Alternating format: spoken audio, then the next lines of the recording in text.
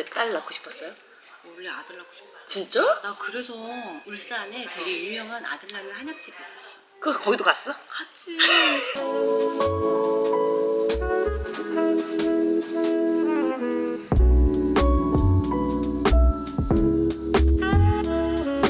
간단하게 자기소개를 부탁드리겠습니다. 네, 저는 누누맘이고요. 저는 3페이지 뷰티이사 최화수라고 합니다.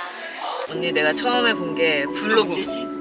블로그에서 봤는데 블로그는 어떻게 하다 시작한 거였네? 난 워킹맘이었잖아. 음. 그러다 보니까 아기를 낳고 주말에 한 번도 사적인 약속을 잡아본 적이 없어. 정말 온전히 아이한테 열심히 다양한 것들을 해주려고 노력을 했는데 그걸 아이는 기억을 못 하잖아. 그쵸, 늘 그쵸. 우리 엄마 아빠는 바빴어 라는 음. 기억밖에 없을 것 같은 거야. 근데 그걸 누누가 기억을 못 할 거라는 생각이 좀 아쉬웠던 것 같아. 나중에 보면 기록.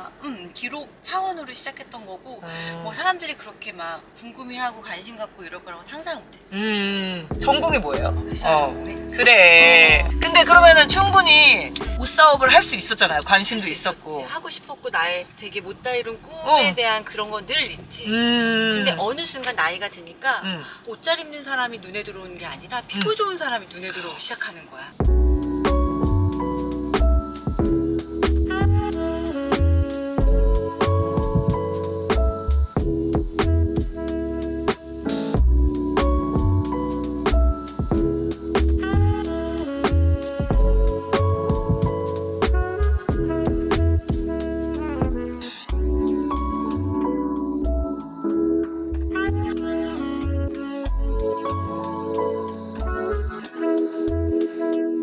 근데 나는 한국 와서 느낀 건데 우리 같이 탐브라운 매장 가봤잖아. 근데 나는 한국이 셀렉션 훨씬 많은 것 같아. 훨씬 많지.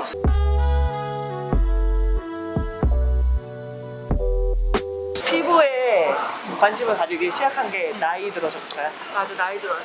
이거는 내가 진짜 너무너무 후회하는 것 중에 하나야. 옛날에 관리를 안 했던 거. 조금만 더. 왜 나이 들어서는 좋아질 수 없잖아.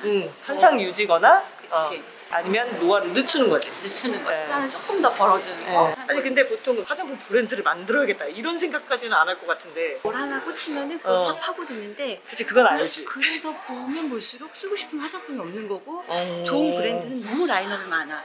이걸 내가 다 쓸 자신이 없어. 그쵸. 단계도 막 7단계 서비스 해야 되잖아. 근데 그 중에서 하나만 쓴다고 좋아질 것 같지 않아.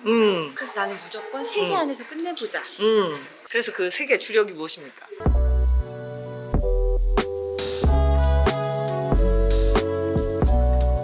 내가 생각하는 보온이 더 나빠지지 않게 하는 게 보호라고 생각하거든. 그래서 나는 수분, 영양이거든. 그래서 크림으로 우리는 보호를 하자라는 취지로 3단계로 만든 거지. 언니 그래서 3페이지예요? 맞아요.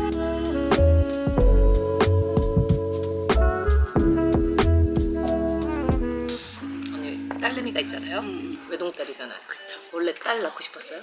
원래 아들 낳고 싶어. 진짜? 나 그래서 나는 울산에 되게 유명한 아들 낳는 한약집이 있었어. 그 거기도 갔어? 같이 출근 전에 새벽에 가서 한약 지고.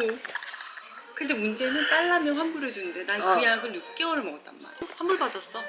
나는 진짜 물건 사고 마음에 안 들면 절대 환불하지 않아. 그 수고가 더 귀찮으니까. 오히려 그 에너지로 다른 일을 하는 게 훨씬 낫다고 생각하거든. 그때 너무 화가 나가지고 이건 바꿈 할 일이야. 내가 셋째 딸이잖아. 그래. 딸 낳고 우리 엄마가 너무 타박받았어? 타박 정도가 아니야. 그건 옛날 시절이잖아 근데. 근데 진짜 그랬어. 근데 내 이름이 남자 이름이잖아. 언니 나도 남자 이름인 게 태어났을 때 얘가 약간 죽을 것 같은 팔자였대. 그래서 이름을 세게 지라고. 근데 언니는 남자를 염원하면서 그렇게 진 거야? 태화, 화수. 근데 나는 6년 동안 애기도 안 생겼을 뿐더러 겨우 생겼는데 딸이었어. 딸이야. 나 진짜 너무 슬프게 울었어. 근데 누누가 약간 탐보이잖아. 완전 탐구였어. 그 여에 있나 보다. 난 있다고 봐. 아니 근데 왜 그럼 둘째를 도전 안 했을까? 누누가 싫어했어.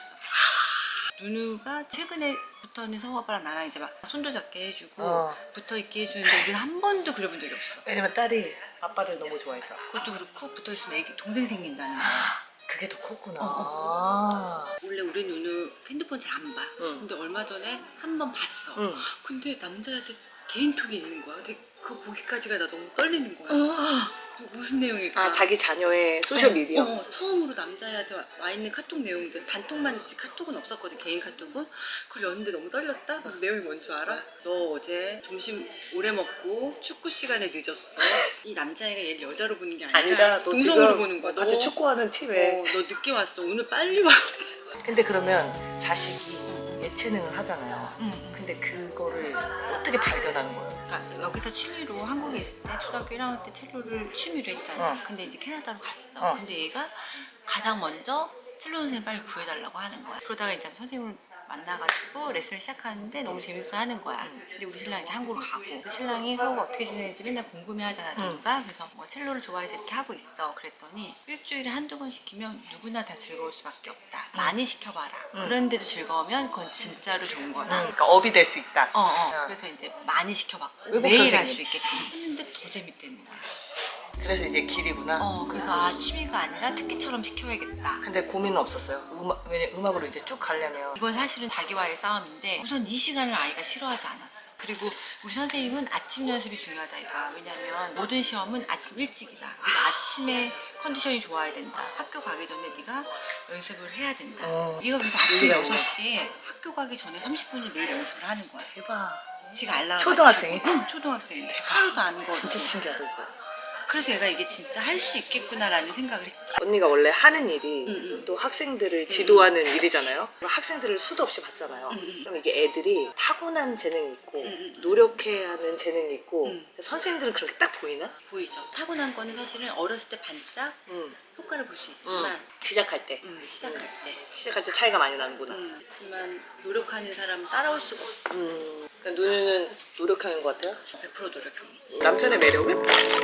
난 미술하는 남자들만 봤잖아. 미대를 나왔으니까. 근데 얘네들이 하는 얘기는 미술하는 사람들끼리 하는 얘기는 사실 되게 뻔해. 그치? 비주얼적인 게 너무 크단 말이야. 근데 우리 신랑을 만났는데 우리 신랑이 너무 지적이야. 이 예술가들과 달리. 너무 다르고 얘 옆에 있으면 내가 부족한 그런 채울 수 있을 것 지적인 같고. 양을 채울 것 같고. 언니 동갑이에요? 동갑이야. 일을 같이 하는 건 어때요? 남편이랑? 일을 같이 하는 건 사실 우리 신랑은 LG전자 다니고 있을 때 내가 엄청 설득했어. 그만두라고? 일하는 패턴이 안 맞는 거야. 쉬는 패턴이. 아니 근데 너무 한국에서는 대기업이잖아요, 막. 되게 힘들게 들어갔지. 네? 우리 신랑은 우리 아버님이 사립학교를 운영하셨으니까 거기로 오라고 엄청 설득할 때도 안 넘어갔던 집안 사람이란 사업. 말이야. 집안 사업. 근데 아무리 언니가 탄탄하게 사업을 해도 몰라 내 느낌에는 대기업이라는 탄탄대로 느낌이 있는데 개인 사업으로 가는 게 너무 리스키한 느낌 아닌가? 나는 경제적인 거 뭐 돈도 많이 벌면 행복하겠지. 근데 우선은 우리가 같이 살아야 되는데 쉬는 시간이든 아니면 일하는 시간이든 비슷해야 되는 거야. 그게 밸런스가 안 맞으면 라이프 스타일이 공유할 수 있는 시간이 너무 교집합의 없어. 시간이 너무 없는 그치? 거지. 애 키우는 그런 것도 그렇고 그래서 그걸 엄청 설득했던 것 같아. 그래서 넘어왔어. 너무 왔지. 근데 좋았던 건 우리 신랑은 비즈니스 전공이고 응. 우리는 정말 말 그대로 미술을 전공한 사람들이 했던 프랜차이즈다 보니까 이 친구가 와서 조금 더 다른 모양으로 시너지가 됐어. 그치. 그걸 알았기 때문에 쇼핑한 것도 있고. 저는 제가 경영이고 패션에 일하면서 너무 그러니까 디자이너들이나 저는 아티스틱하지 않아서 아티스틱한 사람들이 되게 멋있고 부럽거든요. 근데 되게 안타까운 게 있어. 근데 이들이 잘하는 게 따로 있고 이런데 그거를 사실 가족이 메꿔줄 수 있으면 사실 진짜 좋죠. 베스트지. 언니 지금 원래 하는 선생님 일이 있어. 그죠? 피부 사업도 시작했어. 근데 또 아기가 지금 중학교 입시야. 거기에 왜 지금 강아지를 왜 사셨죠? 누누가 동생이 없잖아. 없지. 근데 강아지가 너무 갖고 싶은 거야. 난 늘 거부했어. 나는 학교 가다 강아지 있으면 그냥 다시 만져봐라. 올 정도였어. 너무 무서워서? 무서워서. 단 한 번도 강아지 만져본 적이 없어. 아무리 찌끄마든 크든. 근데 내가 이제 어느 콩쿠르를 나갈 때 말도 안 되게 미션을 준 거지. 뭐라고? 너 그럼 이거 통과하면 내가 사줄게. 근데 통과를 했어. 대박. 안 사줄 수가 없네. 안 그래서 사줄 수가- 사줬어. 안 사줄 수가 없네. 그때 마침 누누가 네. 너무 좋아하는 선생님이잖아. 첼로 선생님. 그 어. 선생님 강아지가 아기를 낳은 거야. 새끼를. 그렇게 분양을 마치. 받은 거예요? 분양을 받은 거지. 아. 그래서 그때 누누가 도전했던 곡의 작곡가 이름이 포포였다. 그래서 강아지 이름이 포포야. 너무 귀엽다. 이게 뭔가 운명 같은 스토리인데? 맞아. 근데 너무 이뻐. 나 지금은 이 강아지 없었으면 어떡할 뻔했지? 뭐 싶어. 가족이잖아, 가족. 완전 가족이지. 우리 집 아들이지. 아들이야 또? 아들이야. 언니 아들 소성취했네. 드디어 강아지로 아들. 포포야. 고마워요 언니. 아니야. 또 만나. 어머니들 어머니들 이제 아이들 픽업하러 맞아. 어머니들 애들은 안녕히 계세요. 안녕히 계세요.